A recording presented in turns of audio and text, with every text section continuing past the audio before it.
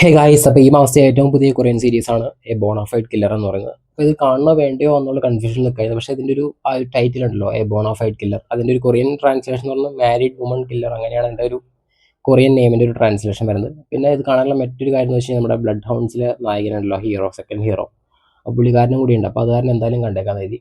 നമ്മൾ ഈ ചില കടയിൽ ചോക്ലേറ്റ് മേടിക്കാൻ ചെല്ലുമ്പോൾ അതിൻ്റെ കവർ കണ്ടിട്ട് നമ്മൾ അട്രാക്റ്റഡ് ആയിട്ട് അങ്ങനെ കഴിക്കും. ചിലപ്പോൾ കഴിച്ചു നോക്കുമ്പോൾ കൊള്ളിയായിരിക്കും. പക്ഷേ ചില മിഠായിടെന്ന് വെച്ച് കഴിഞ്ഞാൽ പുറമേ കാണുന്ന കവർ രസം ഉണ്ടാവില്ല, പക്ഷേ കഴിച്ച് നല്ല ടേസ്റ്റ് ആയിരിക്കും. അപ്പോൾ അങ്ങനെ ഒരു സിറ്റുവേഷൻ ആയിരുന്നു ഈ ഒരു സീരീസ് കാണാൻ പോയപ്പോൾ. കാരണം ഇതിൻ്റെ ഫസ്റ്റ് ലുക്ക് പോസ്റ്ററൊക്കെ ജസ്റ്റ് ഒരു ഫാമിലി ഡ്രാമ അങ്ങനത്തെ പോലെയായിരുന്നു. അപ്പോൾ അത് കാരണം കാണാൻ ആഗ്രഹം ഉണ്ടായിരുന്നു. പക്ഷേ ബോണാഫൈഡ് കില്ലർ എന്നുള്ള ഒരു ടൈറ്റിലും പിന്നെ നമ്മുടെ ബ്ലഡ് ഹൗൺസിലെ ഹീറോ, സെക്കൻഡ് ഹീറോ, പുള്ളിക്കാരനും കൂടി ഉള്ളതാണ് കണ്ടത്. പക്ഷേ കണ്ടു കഴിഞ്ഞപ്പോൾ വളരെ സർപ്രൈസ്ഡ് ആയിപ്പോയി. അതായത് ആദ്യം ഒരു ഫാമിലി ഡ്രാമ പോലെ തുടങ്ങി, പിന്നെ സെക്കൻഡ് എപ്പിസോഡ് അവസാനിപ്പിക്കും വളരെ എന്താ പറയുക, വേറെ ലെവലായിട്ടാണെന്ന് പറയുമ്പോൾ അങ്ങനെ ഒരു സിറ്റുവേഷൻ ആയിരുന്നു.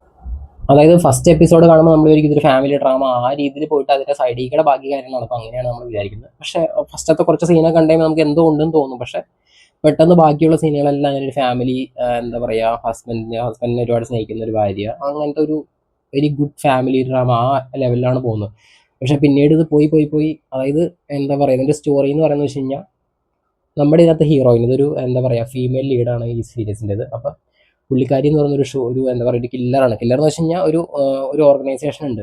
അവർ കൊല്ലുന്ന ആൾക്കാരെന്ന് വെച്ച് കഴിഞ്ഞാൽ നമ്മുടെ ഈ ഫോർ ദ പീപ്പിൾ സിനിമയിലൊക്കെ പോലെ തെറ്റ് ചെയ്തിട്ട് അവരെ നിയമം ശിക്ഷിക്കാതെ അവരെ വെറുതെ വിടുന്നത്, അങ്ങനെയുള്ള ആൾക്കാരെ മാത്രം കൊല്ലുന്ന ഒരു ഓർഗനൈസേഷനാണ്. അതിനകത്ത് ഏറ്റവും ടോപ്പായിട്ടുള്ള ഒരു ഷാർപ്പ് ഷൂട്ടറാണ് പുള്ളിക്കാരിയുടെ ഒരു നിക് നെയിം എന്ന് പറയുന്നത് കിങ് ഫിഷറാണ്.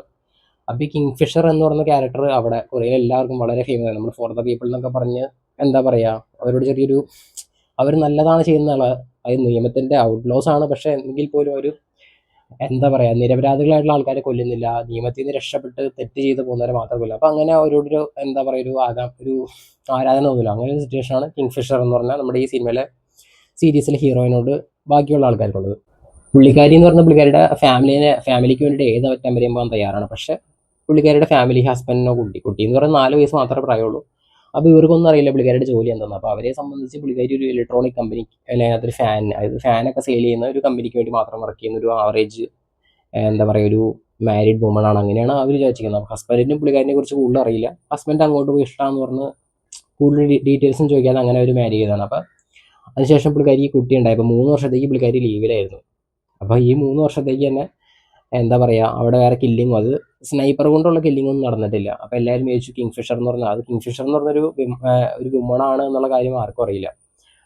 അപ്പോൾ അവർ വിചാരിച്ചു കിങ് ഫിഷർ എന്താ അത് നിർത്തിപ്പോയി, ഇനി ഒരിക്കലും വരില്ല എന്ന് വിചാരിച്ചാൽ. പക്ഷേ പുള്ളിക്കാരി, അതായത് കിങ് ഫിഷർ എന്താണ് കൊല്ലാത്തതെന്ന് വെച്ച് കഴിഞ്ഞാൽ പുള്ളിക്കാരിക്ക് കുട്ടിയുണ്ട്. അപ്പോൾ കുട്ടിക്ക് ഒരു 3 വയസ്സ് 4 വയസ്സ് ആവണ വരെ പുള്ളിക്കാരി ഇനി ഒരിക്കലും അതിനകത്തോട്ട് തിരിച്ചു പോകുന്നില്ല എന്ന് പറഞ്ഞാൽ 3 വർഷത്തെ ലീവ്, അതായത് ഈ പറഞ്ഞ ഓർഗനൈസേഷൻ എഴുതി കൊടുത്തിട്ടാണ് പുള്ളിക്കാരി പോയിരുന്നത്.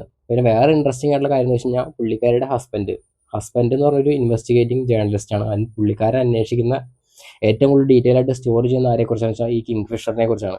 പുള്ളിക്കാരനെ അറിയില്ല. അത് മാത്രമല്ല, അതൊരു പെണ്ണാണെന്നുള്ള കാര്യം പോലും അറിയില്ല. അപ്പോൾ ഇങ്ങനെ കോൺട്രാഡിക്ഷൻ ഇങ്ങനെ വരുന്നുണ്ടായിരുന്നു വെച്ച് കഴിഞ്ഞാൽ ആ ടൈം ലൈൻ 3 വർഷത്തേക്ക് ആളുണ്ടായിരുന്നില്ല. അത് കഴിഞ്ഞിട്ട് കറക്റ്റ് പുള്ളിയുടെ ഭാര്യ ജോലിക്ക് കാരണം അതേ ദിവസം തന്നെ ഒരാൾ കൊല്ലപ്പെടുന്നു, അതായത് ഈ സ്നൈപ്പർ കൊണ്ട്. കിങ് ഫിഷർ ഈസ് ബാക്ക്, അങ്ങനെ കുറേ സംഭവങ്ങൾ. അപ്പോൾ അങ്ങനെ ഇതെല്ലാം കാണുമ്പോൾ നമ്മൾ ഇൻട്രസ്റ്റഡ് ആവും. പിന്നെ നമ്മുടെ ഈ പറയുന്ന നമ്മുടെ ബ്ലഡ് ഹൗൺസിനകത്തെ ഹീറോ ഉണ്ടല്ലോ, പുള്ളിക്കാരനും ഈ കിങ് ഫിഷറിൻ്റെ ഹസ്ബൻഡും അവർ ബെസ്റ്റ് ഫ്രണ്ട്സാണ്. അതിൻ്റെ അവർ തമാശ പോലെ ഈ കാര്യങ്ങൾ പറയുന്നുണ്ട്. അതായത് അവിടെ നിന്ന് ഒരു ബേബി ഷാർക്കിൻ്റെ ഒരു ടാറ്റു കിട്ടിയായിരുന്നു. അപ്പോൾ പുള്ളിക്കാരുടെ ഹസ്ബൻഡ് പറയുന്നുണ്ട്, അതായത് വെച്ച് എൻ്റെ വീട്ടിലും എൻ്റെ ഭാര്യയ്ക്കും മോൾക്ക് അത് ഭയങ്കര ഇഷ്ടമാണ്, അങ്ങനെ പറയുന്നുണ്ട്. അപ്പോൾ പുള്ളി പറയും ചെയ്യുന്നത് ഇപ്പോൾ എൻ്റെ ഭാര്യയായിരിക്കും. അങ്ങനെ ഒരു ഇതൊക്കെ കാണുമ്പോൾ തന്നെ നമ്മൾ ഒരുപാട് ഇൻട്രസ്റ്റഡ് ആവും. അപ്പോൾ 2 എപ്പിസോഡ് വന്നിട്ടുള്ളൂ. എനിക്ക് തോന്നുന്നു ഒരു ഏറ്റവും ആവേണ്ട സീരീസാണ്. കണ്ടു നോക്കുക. 2 എപ്പിസോഡ് ഇപ്പോൾ റിലീസ് ആയിട്ടുണ്ട്, ബാക്കിയുള്ള എപ്പിസോഡ് വരാനുണ്ട്. ഇപ്പോൾ തന്നെ കണ്ട് ക്യാച്ചപ്പ് ചെയ്ത് പോയി കഴിഞ്ഞാൽ ഫുള്ളി കവറപ്പ് ചെയ്യാൻ പറ്റും.